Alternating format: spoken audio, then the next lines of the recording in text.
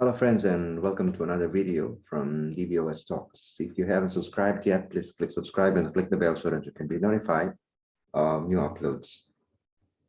This is the sixth video in a playlist called Serious Fun with SQL, and here you will be learning how to dynamically know and display the current time in cities around the world. Okay, let's get started. So the first thing we're gonna do is to create two tables. These tables I've already created. I'll just show you the statements, the SQL statements used to create them. So I will create a table called geocodes, which is already there. And then I will create another table called city time, which is already there, existing. So these are the columns that are constitute those tables. Okay, next is I'm going to insert data into those tables. So let me get the SQL.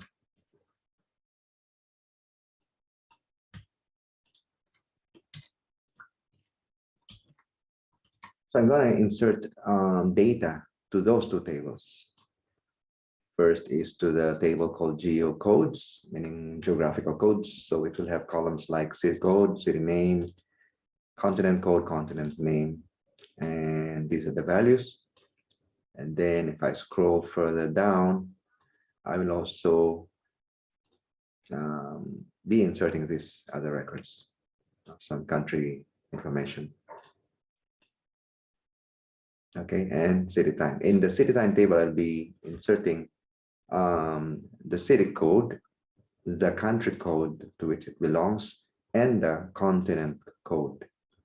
Okay, just for your info, there is an ISO code for countries, like say, let's say NED for Netherlands or ESP for Spain, that's España. But for cities, I don't seem to see an international standard for coding it in an ISO way. The closest we can get is the three-letter code for famous international airports, like say, maybe MNL for Manila, BKK Bangkok, something like that. SIN, Singapore, and so on. But I don't see an international standard as far as city codes are concerned. So anyway, it's just to let you know about it. Okay. So after inserting those codes, I mean those data, third thing I'm gonna do is I'm gonna query the tables, make sure they have the data I've inserted them into them. So first, geocodes. Okay, so we have this data.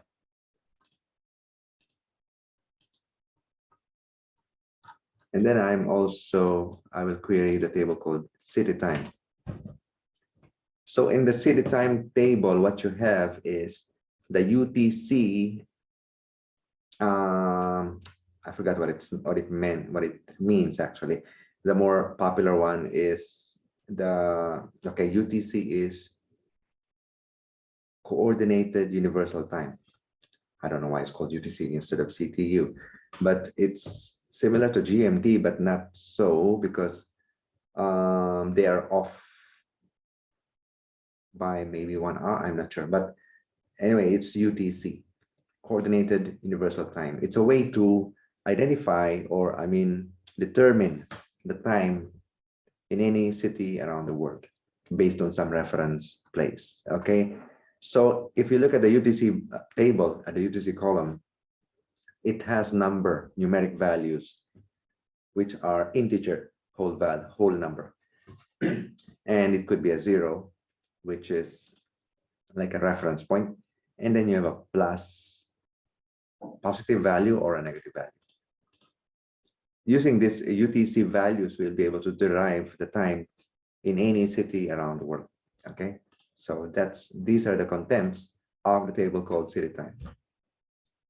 Next thing I'm going to do is I'll write a query, an SQL select statement. Okay, so I'm going to write a query, which is already here. The query, if I can break it down further, okay, it joins two physical tables, which are, if you look at the from clause over here, It joins two physical tables. One is city time, and the other one is geocodes. I'm saying physical because the third being mentioned here, which I have alias with the letter D at the end, isn't really a table in itself, although it calls the built-in Oracle table called dual, but it isn't something like I've created this table and inserted data into it. It is just a place for me to hold the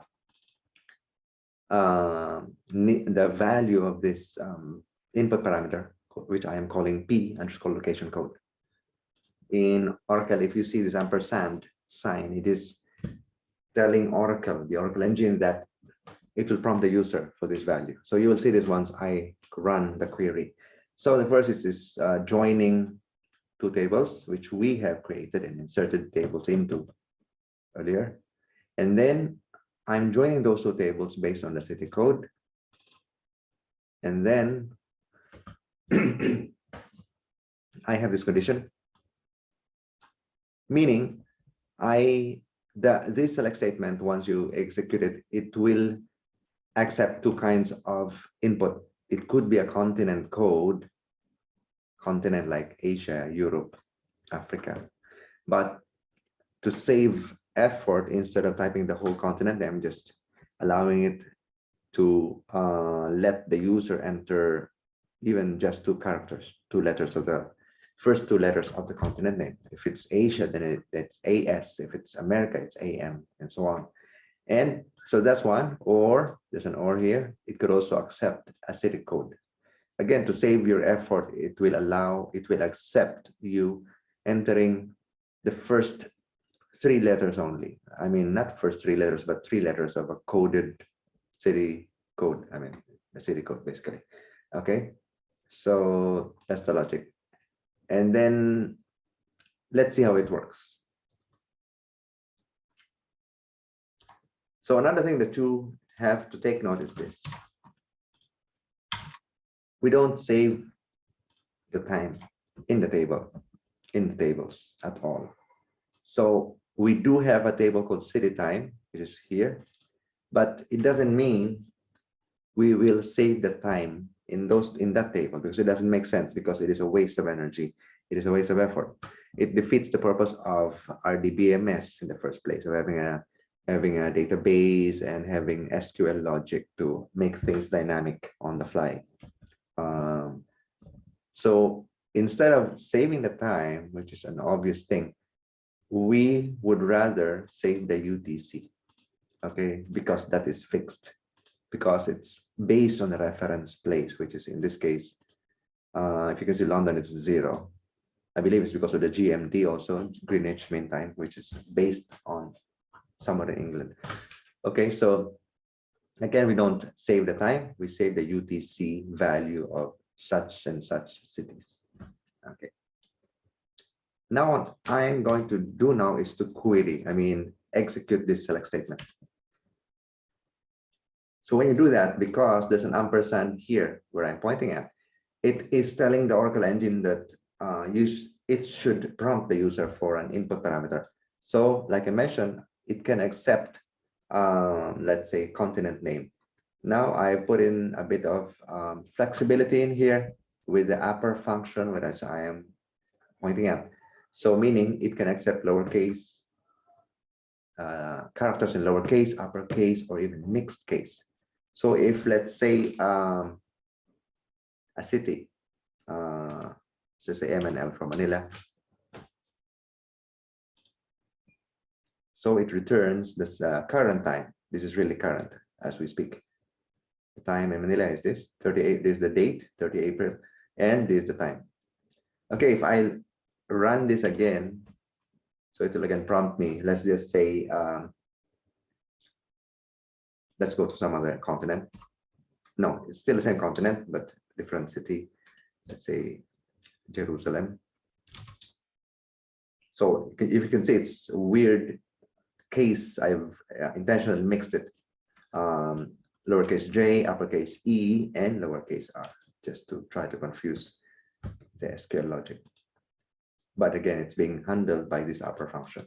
It converts everything into uppercase because of that. this upper function here. So it returns to us the time in Jerusalem as we speak. The date is 30 April and the time is 5:19 p.m. Okay, now let's try another one as another city. I'll make it all lowercase. IST, which is just my own way of coding it for the, these are the first three letters of the city Istanbul in Turkey. So we have it also Istanbul, and the current time is 6:19 p.m. Okay, so you can see that this bit of SQL code over here is able to take in a parameter, in this case, the continent name, I mean city name in lowercase, uppercase, or even mixed case. Okay, that's the first three use cases we have seen. It becomes three because of showing you the flexibility of accepting the casing, the lowercase, uppercase, mixed case, but all of them are using a city name as an input. Now let's try another way of running this. So we're running the same script, select statement, but once we're prompted with this dialogue, then what I'm gonna do now is something different. I will enter the first two letters of the continent I have in mind. So if I am thinking of Africa, I can try also to mix case it, uppercase A, lowercase f, it will work. So when I say okay, it will return to me. I haven't listed, I haven't done for all the cities because it'll be a lot, but I'm just picking a few just to show you for demonstration purposes. So I entered Africa AF only to say that I want to pull or query the current time in key cities in Africa. And there we have it: Cairo, Cape Town, South Africa, Cairo, Egypt, of course, Freetown, I forgot what country it is, Lusaka, Zambia, Nairobi, Kenya. Okay, Freetown, Sierra Leone. So they all have the same dates, happen to be, and the timings are here: 5:20 p.m., 5:20, 3:20 p.m., 6:20 p.m.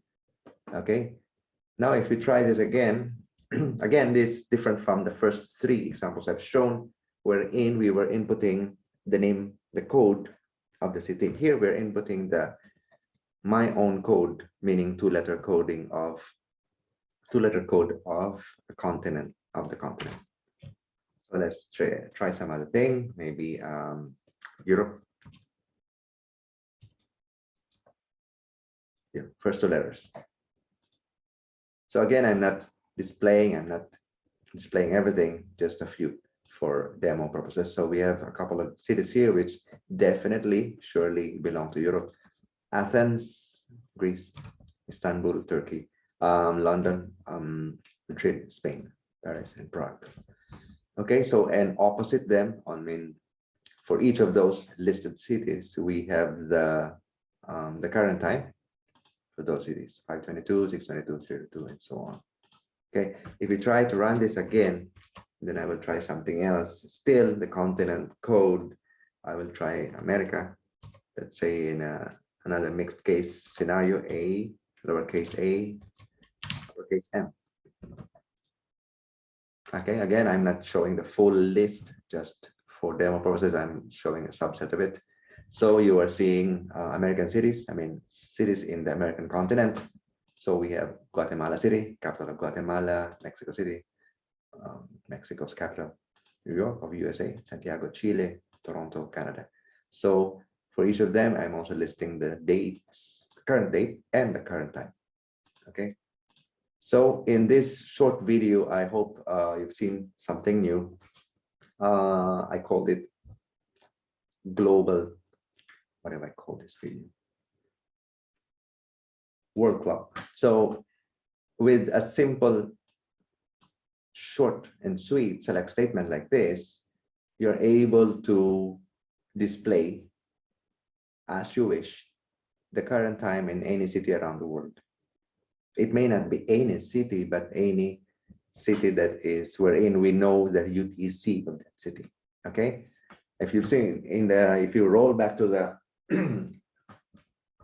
beginning of the video, you will notice that you remember that I created two tables, in one of them, and in one of them I entered data which includes the UTC of key cities. So with that information, I am using it to do a simple subtraction. How? So Oracle, and as well as other SQL flavors, the database of it has a, I mean, the database server, the machine itself has a system clock, system date. So in Oracle, it's called sysdate. And it is a true clock because every time you query that from the dual table, it will give you the updated time and date. And then the other piece of thing we need to make this working is to have a local time to you. So you should be able to identify while writing this code based on your location. If you're located in, let's see, Tokyo or wherever it is. So you should make that as your local time. And meaning you identify the UTC of that local location. In my location right now, the UTC is 8. So I'm using this as a reference. I could actually put this in a variable, but I'm making this simple by hard coding the 8 here. So the 8 here happens to be the UTC of my current location. So I'm using that as a reference to compute the current time in other cities. So let's say if it is Guatemala, I will get the UTC of Guatemala and it becomes 8 minus the UTC of Guatemala. And then I divide it by 24 because this 8 is in terms of hours, but I have to convert it into a day. So I will divide it by 24 hours in a day. And then I will minus that day value from the system date. And that's how I get these timings over here. Okay, so I hope we've learned something new from this bit of video presentation. And if you haven't subscribed, please click subscribe right now and click the bell so that you can be notified. Thank you for watching, and I will see you in the next video.